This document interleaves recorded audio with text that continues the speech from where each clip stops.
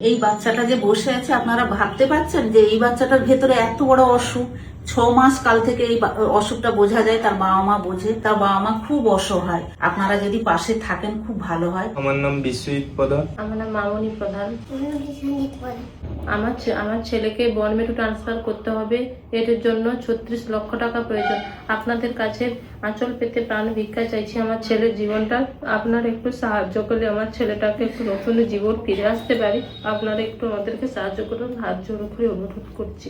আপনাদের মাধ্যমে কিছু সাহায্য করে আমার এই টাকাটা ব্যবস্থা করে দেন। একমাত্র আপনারাই পারবেন এই টাকা ব্যবস্থা করে দেওয়ার। অ্যাপেলোতে দেখাচ্ছেন এবং ইম্প্যাক্ট গুরুতে ওনাদের চ্যানেলও আছে, আমি ওনাদের লিংক দিয়ে দেবো আপনাদের কমেন্টে। তারা যতটুকু যেরকম পারেন আপনারা যেরকম ক্ষমতা বাচ্চাটাকে ওরকম একটু সাহায্য করুন। করবেন। ওর বয়স এখন কত?